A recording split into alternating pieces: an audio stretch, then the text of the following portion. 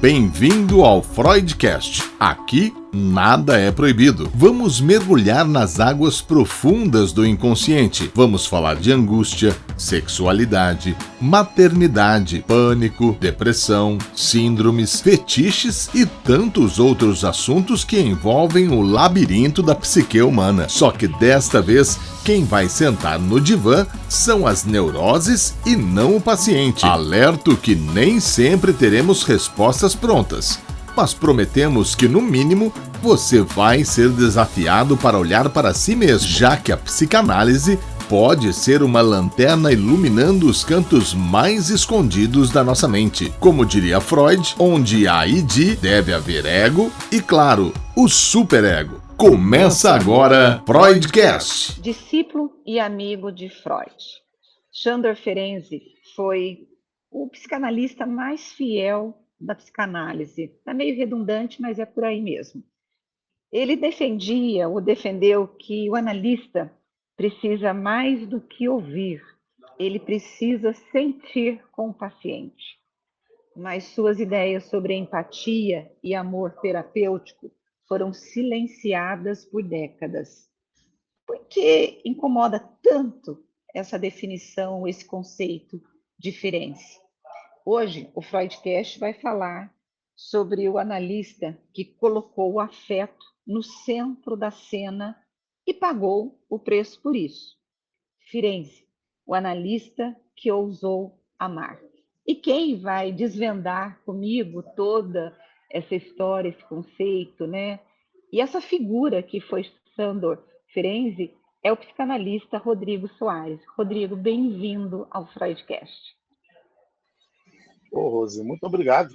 Eu que agradeço essa oportunidade da gente estar falando aqui sobre não só, né, a obra do Sándor, mas a escola que ele cria, né, a perspectiva de psicanálise que ele cria. Isso, para mim, é muito importante, é muito caro, né?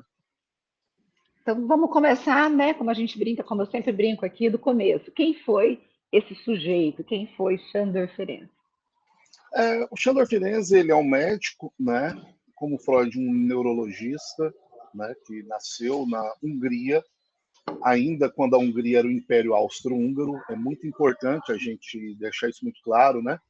Freud e Ferenczi, eles faziam parte de uma mesma nação, etnicamente diferentes, mas uma mesma nação, que é o Império Austro-Húngaro, que deixa de existir a partir de 1918, com a derrota, né, da Tríplice Aliança.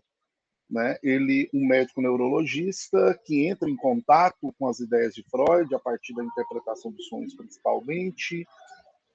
Em primeiro momento ele tem um pé atrás, mas quando ele se aprofunda e também a partir das suas observações clínicas, ele percebe que aquilo que estava sendo inventado por Freud em Viena era algo extremamente importante e que mudaria, né, as práticas de cuidado com aqueles que sofriam para além do corpo, para além do fisiológico, né? Agora, o Ferenczi também, ele é reconhecido em muitos aspectos como o herege mais fiel de Freud. O que nele incomoda tanto o campo psicanalítico, Rodrigo? Eu gostei muito dessa ideia de colocar, né, o herege mais fiel, e eu acho que porque o que o Ferenczi ele traz, e esse silenciamento que teve aí durante uns 70 anos, né, sobre a figura dele, está justamente em ele não ter sido um seguidor, né? Ferenczi, ele leva a psicanálise por uma via que é científica, né? Que engraçado, não há nada mais freudiano do que isso.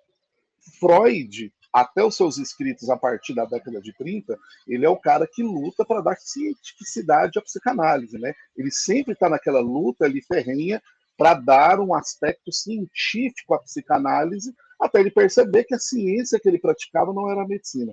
E o Ferenczi, ele é dessa escola. E ele se torna um herege porque ele não trata a psicanálise e nem a figura do Freud de uma maneira religiosa. Ele trata a psicanálise, a figura do Freud, os debates que ele fazia, pela perspectiva de uma ciência, ou seja, ela é pautada de críticas, ela é pautada também por percepções que elas podem ser equivocadas, elas têm que ser colocadas ao debate e etc. E por ele ter esse tipo, né, de prática dentro da psicanálise, e pelo próprio Freud ter colocado ele numa posição de muito poder e de muita relevância dentro da psicanálise, o próprio Freud, com o tempo, quando Firenze age de maneira científica, em determinados momentos ele entra em choque com aquele que era colocado como pai da psicanálise, né? Então isso faz com que ele, a partir de Freud e com a figura do Ernest Jones, ele seja colocado de lado e silenciado, esquecido de maneira intencional por Ernest Jones. Isso é necessário deixar muito claro. Não foi um acidente, foi tudo planejado, colocado em prática. E aí, por que você, essas ideias, né, dele, especialmente ligadas à empatia e ao amor terapêutico, foram silenciadas ou foram combatidas por tanto tempo dentro da própria psicanálise? Eu coloquei combatida, mas eu acho que você é o sujeito que você gosta e estuda muito Firenze, você inclusive tem grupos, né, de estudos sobre Firenze. Elas foram silenciadas ou elas foram combatidas ou foram ambas as coisas? E por quê, Elas né? foram as duas coisas. No processo de silenciamento, elas foram combatidas. Principalmente a partir do momento em que a psicanálise ela abraça uma perspectiva de que vai se tornar a psicologia do ego. Inclusive, que é aquele tipo de psicanálise que o Lacan, lá na década de 50 e 60, vai estar criticando. Mas quem já fazia essa crítica, antes de ser colocado intencionalmente no silenciamento, é o próprio Firenze, né? Firenze ele faz esse tipo já de crítica, porque já havia essa transição ali a partir da década de 30, né, dentro da Sociedade Internacional de Psicanálise, né? E esse silenciamento se deu por conta da perda da neutralidade, que era tão defendida, e isso causou medo? Ou não. Na verdade, é porque a clínica que o Firenze ele defende é a clínica verdadeiramente psicanalítica. Para praticar essa clínica psicanalítica, o tripé ético ele é fundamental. Não há possibilidade de ser um psicanalista, de escutar o outro, de escutar o sofrimento, de escutar o desejo, sem você estar vinculado a esse tripé. Sem esse tripé, você não Qual que é o tripé, Rodrigo? Que é a formação, né, continuada, e uma formação que seja ampla, que não seja uma formação de psicanalistas para psicanalistas, né? A gente precisa deixar isso muito claro. O Freud já nos ensinava isso, que a medicina ela restringiria a psicanálise porque ela não teria, por exemplo, a gente não teria acesso ao entendimento das ciências humanas, por exemplo. Isso está nos escritos clínicos do Freud, né? E não só isso, como você está num lugar junto ao paciente, escutando o seu desejo, o seu sofrimento, em uma perspectiva da transferência e da empatia, sem estar com a sua análise em dia. Né? Então, primeiro é a formação, segundo é a análise, né? E a terceira é a supervisão. Né? Obviamente, você está com alguém ali para você saber aonde você está deixando de ser analista, aonde a contratransferência ela está sendo muito forte, né? Aonde você está deixando de ser analista para ser o adaptador. Então, assim, é algo que o Firenze ele está apelando para o seguinte, o exercício ético psicanalista. Tanto que nos escritos, né, no texto dele, que é considerado a ruptura, quer dizer, quando Freud rompe com Firenze, porque não foi Firenze que rompeu com Freud, isso precisa ficar também muito claro, é quando ele está falando dos analistas hipócritas, né, no confusão de línguas da criança com adulto. Né? Ele está falando... E é isso que eu queria te perguntar, o que muda na clínica quando o analista abandona a neutralidade e se autoriza a sentir com o paciente?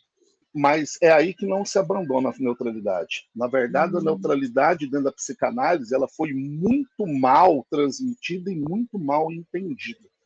Existem dois tipos de neutralidade, a gente precisa deixar isso muito claro. A neutralidade científica, que se tornou hegemônica dentro do discurso psicanalítico, essa neutralidade que não existe, e é isso que o Firenze deixa muito claro. Essa neutralidade ela não existe. Um ser humano com outro ali, em um processo de transferência, essa neutralidade aonde, de uma maneira metafísica, o psicanalista estaria ali flutuando sobre aquela relação, isso não existe. E o próprio Freud, né, no lembrar, repetir, elaborar, né, no escrito dele, como começa uma análise, ele deixa isso muito claro, né, que não há como deixar. A neutralidade psicanalítica é outra. É a neutralidade aonde ali nós não estamos em duas instâncias. Nós não estamos ali para adaptar e nem para julgar. Nós ouviremos o ser humano na sua profundidade existencial e a gente não pode estar nesse lugar de julgador. E como que isso seria possível? Apenas com uma formação extremamente profunda e consolidada. É isso que eu coloco. Não há como você ser psicanalista racista, não há como você ser um psicanalista, né, pautado por discursos patriarcais, não há. Existe isso. E como que você vai combater isso? Com uma formação aprofundada, né, e no seu processo analítico. Se aquilo ali está te atravessando, há uma necessidade de um apelo ético do próprio analista para a sua posição como analista. Né? Dá para dizer que o Firenze ele desloca o trauma do campo do recalque para o da relação? Como isso transforma a nossa forma de ouvir o sofrimento? Na verdade, ele não transfere. Na verdade, ele deixa muito claro que o acesso ao recalque, que é esse castelo guardado pelos soldados da resistência, ele só seria possível ser acessado a partir desse processo que é relacional. Aonde ali o analisando, ele percebe no analista uma pessoa que se importa e que está ali escutando. Que ele não é mais um móvel dentro daquela clínica. Ele não é mais um apetrecho. Muito pelo contrário, ele é ali um sujeito também, mas um sujeito que escuta. Né? Não é um sujeito que está ouvindo, isso é muito importante. É um sujeito que está escutando. Né? O que a gente ouve se perde, o que se escuta atravessa. Ok. Agora, o Firenze, ele diz que o trauma ele se consolida quando o sofrimento da vítima é negado. Né? O que isso significa na prática clínica e também na cultura atual que banaliza o sofrimento? Primeiro, dentro da clínica, é quando os sujeitos são traumatizados e os seus traumas eles não são escutados, e eles não são legitimados, porque o que qualquer analisando ou pessoa que chega, a gente está buscando alguém que reconheça o seu sofrimento.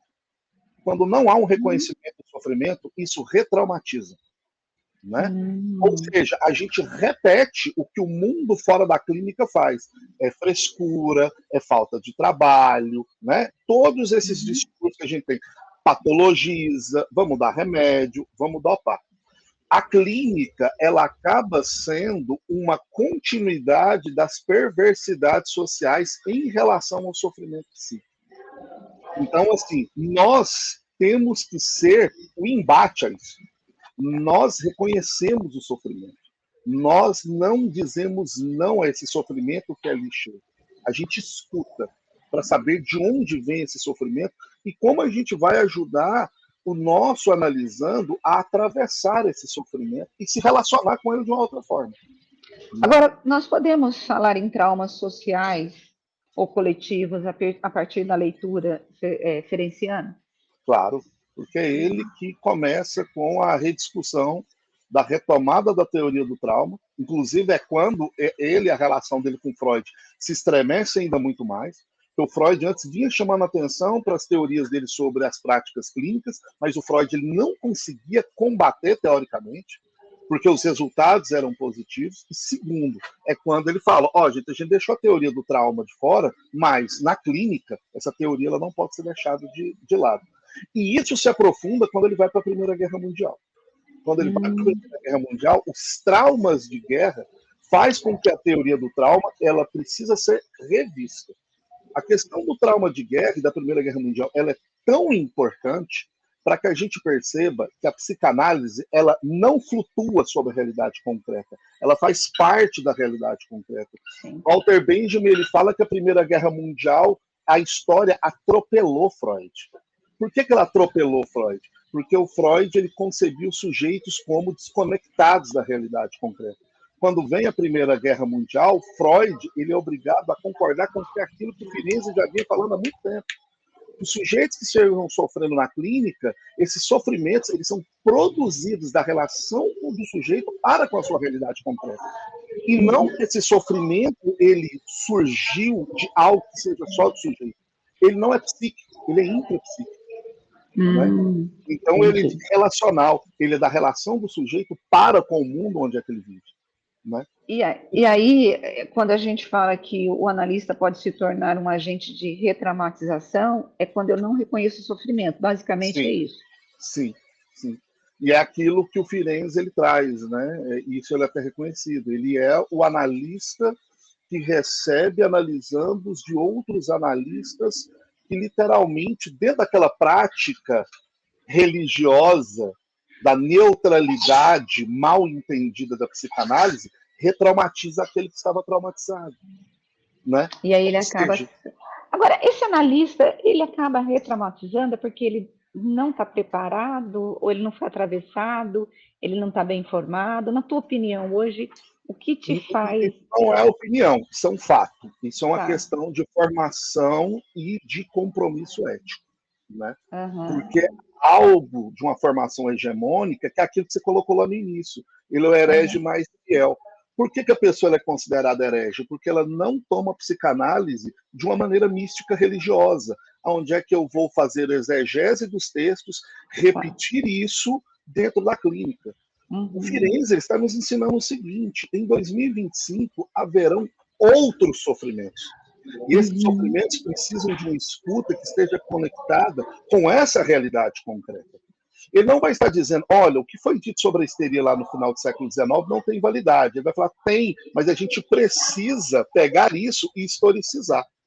Que é algo que o Dunker ele chama atenção, né? Que ele fala, o Sim, sintoma tem uma história. O sintoma tem uma história. O verdade. sintoma conta uma história. E eu vou além. O sofrimento psíquico conta uma história. É Né? verdade. Agora, Rodrigo, o que é, afinal, né, essa técnica ativa e por que ela continua sendo tão mal compreendida? Primeiro, explica para a gente o que é isso. A técnica ativa é aquilo que, na verdade, é o seguinte, né? O Daniel Kuperman, na discussão sobre Firenze, né, que fala, o Firenze que criou a técnica ativa, né, Uhum, da psicanálise. Ele não, foi o próprio Freud. O próprio Freud, no atendimento com o menino dos lobos, o homem dos lobos, ele é um uhum, cara que ele está aplicando a técnica ativa. Porque o que seria a técnica ativa? Ele literalmente ele está se adaptando a o que o sofrimento que aquele paciente está trazendo para o processo analítico dele. Então, uhum. pode surgir ali algo que é uma novidade e o analista eles tem que estar aberto, tá? E possivelmente aberto a uma expansão, que é a teoria da elasticidade da técnica, né? Para É isso que eu ia te perguntar. Uhum. Uhum, Porque, assim, o que é a técnica ativa? É você saber que a técnica psicanalítica ela tem que se adaptar ao que o paciente se apresenta, e não ao contrário. Né? O uhum, set analítico ele precisa dar resposta àquilo que o paciente traz, e não ao contrário, como ainda é feito de maneira hegemônica. Né? Então, assim, se surgem novos sofrimentos, a nossa forma de escutar esse sofrimento, ela precisa estar dentro de outras perspectivas. Nós temos que dar novas respostas, né? Então, é aquilo que o Firenze ele traz para dentro do debate psicanalítico e aqueles que deram continuidade a essa perspectiva colocaram em prática. A Melanie Klein foi fazer psicanálise com bebês, né? O uhum. Winnicott foi trazer a brincadeira ali para dentro. O Balint, ele leva a perspectiva da técnica do cuidado para a medicina. Ele fala, ó, a gente Sim. aprendeu errado com a medicina, porque a medicina já é ensinada uma clínica que é errada. Então vamos ver o que a psicanálise pode trazer para a medicina? Olha, ele inverte a situação, né? Ele inverte a situação, né? Então, assim, a perspectiva está justamente nessa, né? O paciente chegou e ele sofre, ótimo. Vamos escutar esse sofrimento. E como eu, junto a ele, posso criar um processo analítico que ajude ele a lidar com o seu sofrimento? Firenze, ele coloca à luz ou ele defende, né, ali o valor terapêutico do ódio. Como o ódio pode ser um sinal de saúde, o que ele queria dizer com essa história do valor terapêutico do ódio? Que ele é um afeto, né? Ele é um Ah, afeto. Ele é um afeto, né? Um afeto não é só amor, né? sim. O ódio também é um amor. Por isso que essa história do amódio, né, colocado na boca de Lacan, como se isso, né, isso está no mesmo lugar e etc. Não é o Lacan que desenvolveu. Não é à toa que o Lacan é um cara que ele apela ao Firenze. O Firenze ele é o primeiro a falar sobre isso. O ódio ele tem um papel terapêutico dentro do processo analítico. É quando ele está falando o seguinte: analistas, banquem o ódio do seu paciente. Bancar. Banquem o ódio. Vai chegar aquele dia que a transferência é negativa, você tem que bancar esse ódio do paciente para com você, direcionado a você. Né? Não é só amor, é ódio também. O problema é quando for indiferença, porque ali o processo analítico tem algum problema. Mas enquanto houver afeto, seja ele amor ou ódio, o processo analítico ele está o quê? Se movimentando, ele está caminhando. E aí, o que você acha que a psicanálise ferenciana ela pode ensinar para a gente sobre a função do ódio na subjetividade e na cultura? Primeiro, que tem validade, né? Que nós não somos seres que amamos a todo momento, nós não a realidade concreta de amor e ódio, né? Essa ideia de falar eu amo meu trabalho, eu amo minha família, eu amo meus filhos, etc. Isso é um trabalho adaptativo, liberal, burguês, e que isso é autorizado a gente sentir, e muitas das vezes o lugar que a gente pode sentir isso é dentro de uma sessão, né? Autorizar esse ódio. Inclusive, quando ele está falando sobre as línguas, né? Deixa dessa linguagem técnica psicanalítica, use palavras que sejam entendidas pelo analisando e deixe que as palavras surjam da boca dele da maneira como que vier. Né? Na verdade, o que ele está dizendo é assim, adeque aquilo que você tem conhecimento clínico para cuidar desse Exatamente, paciente. Né? Porque o paciente não vai ficar falando coito. Não. Né? Quando ele fala sobre as relações sexuais, eu estava em coito ontem. Mas o Firenze, ele é um cara que ele percebeu no ato analítico que um processo não andava quando ele percebeu que assim, nossa, meu paciente fala coito. Ele está usando linguagem médica para falar sobre as questões dele. Não, e não é assim. Vamos além disso. Deixe que ele fale livremente da maneira com que se apresenta do inconsciente, né? Ele não vai falar genitália, ele vai usar palavras que a gente poderia dizer que são de baixo calão, e isso é necessário. Sim. Porque as palavras, quando elas vêm de baixo calão, elas vêm revestidas de afeto, e esse afeto pode ser de amor ou de ódio, né? Agora, se o contrário do amor não é o ódio, mas é a indiferença, o que acontece com uma sociedade que se anestesia emocionalmente? Na verdade, ela não se anestesia, ela acaba se acostumando com o ódio como um afeto que, por exemplo, poderia estar ocupando o lugar do amor. Porque a questão, quando você pergunta antes, né, o ódio na cultura e na subjetividade. Hoje, o ódio é uma maneira de você se manifestar, né, em relação ao outro. Né? Quando você diz que tem direito de odiar o outro. Ok. Mas de onde vem esse ódio? Sim. Por que e é isso que é um processo analítico, né? Está autorizado a odiar, mas não só odiar pelo odiar. Vamos entender por que há esse afeto dentro do processo. A gente precisa entender isso. E numa sociedade onde hoje, seja de um lado ou de outro, há uma profunda moralização, e isso a gente precisa deixar muito claro, que a moralização ela é hoje algo que está dado socialmente, né? As pessoas hoje elas não podem errar mais. Não sei se você já percebeu isso. As pessoas não podem errar. Elas não podem errar. Elas não podem equivocar-se. Elas não podem falar algo, né, da boca para fora. A perfeição traz muita angústia, né, Rodrigo? Justamente. Quantas das vezes agora, nas próprias relações, isso já está chegando na clínica, né? No processo ali de enamoramento, hoje, tanto o homem quanto a mulher, eles estão pensando 30 vezes o que falar, porque aquilo ali pode literalmente barrar um tipo de encontro, né?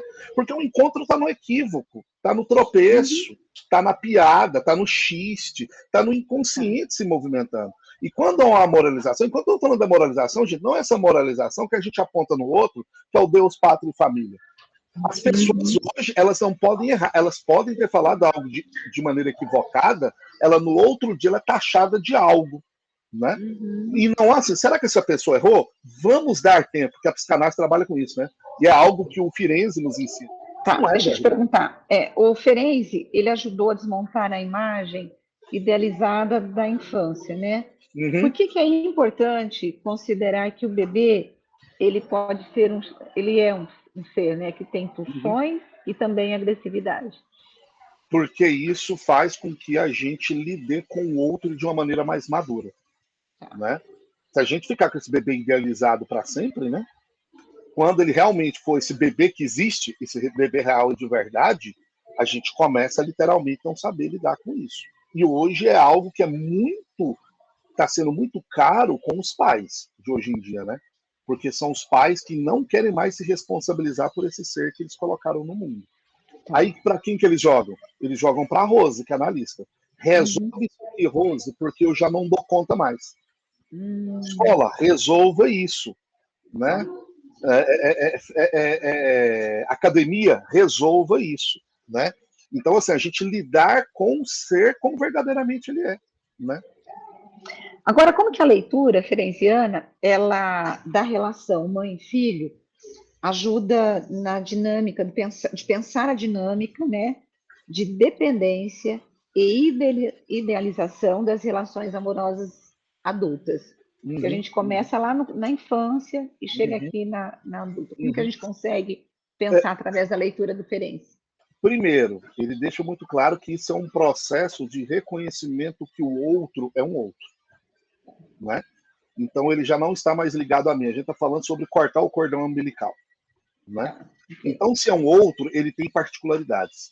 Tá. E muitas vezes essas particularidades não estão ali para atender às nossas demandas. Muito pelo contrário, essas particularidades fazem parte das questões desse outro para com o mundo. Então, assim, Uhum. a gente começar a compreender que o outro ele é extremamente contraditório. Eu idealizo esse outro de uma maneira linda, angelical, maravilhosa, inocente, né? Porque o Freud já veio falar que não tem nada de inocência, para a gente entender que este outro, como existência, ele é contradição, ele é amor em momentos, ele é ódio em outros momentos, eles são ambiguidades, eles dão respostas práticas a problemas postos, né?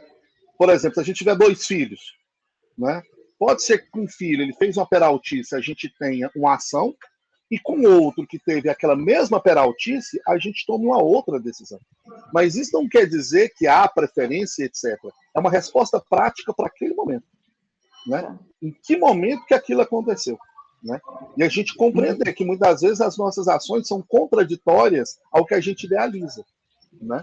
Principalmente o psicanalista. A gente pode idealizar o que é ser psicanalista e, na prática, a Uhum. gente está fazendo uma outra coisa.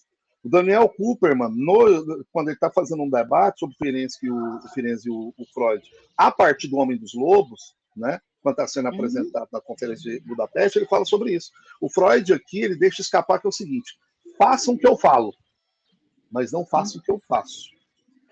Né? Uhum. Porque ele falava sobre uma técnica analítica, mas quando ele está falando sobre um estudo de caso, o Ferenczi é aquele cara que entende, fala, opa, mas espera aí, o que ele está fazendo aqui está indo em contra ao que ele escreveu e ele defende.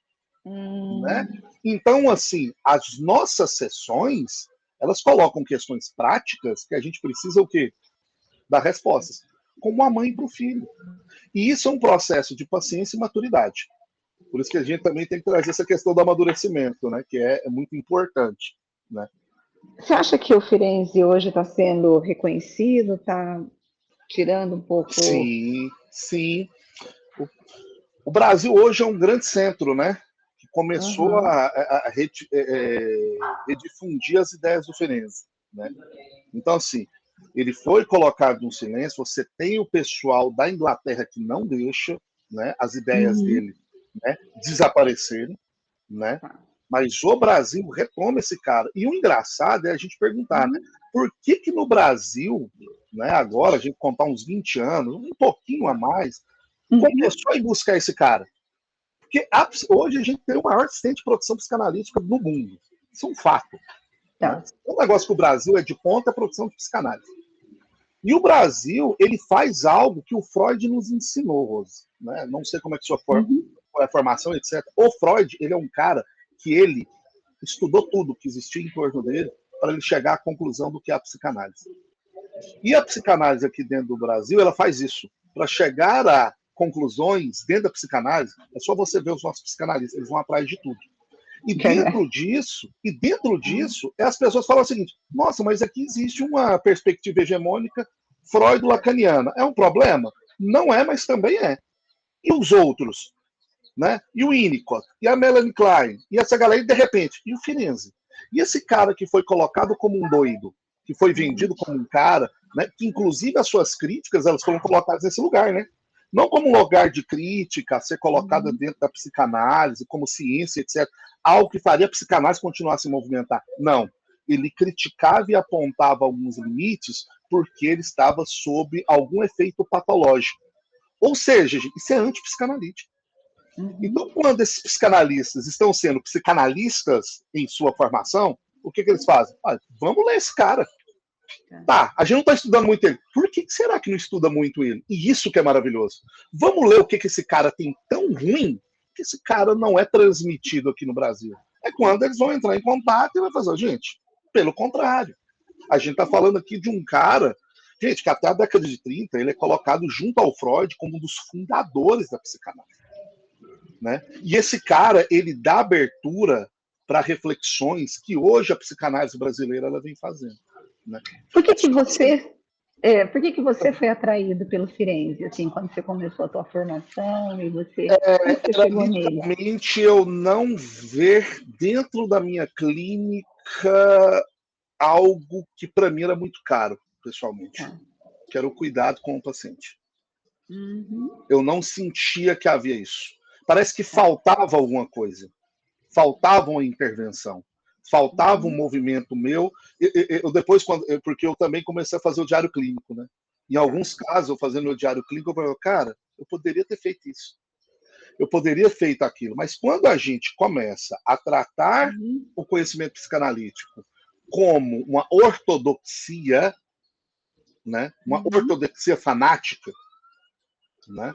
Que é desse jeito, não pode, e a gente não consegue perceber que o importante é o analisando, o Firenze está lá para dizer o seguinte: não, gente, o processo aqui não é seu, não. O processo aqui é do sujeito, né? É do sujeito. Isso é maravilhoso. Isso é dele, gente. Ele fala: ó, gente, o processo analítico não é seu, tá, psicanalista? Talvez você. Isso, lá no escrito sobre a confissão sobre ele, fala: talvez o problema é falta de análise pessoal do analista e não do paciente. Isso é maravilhoso. Imagina ele falando isso. E o Freud está ouvindo. Você entendeu? Que ele fala assim, gente, talvez.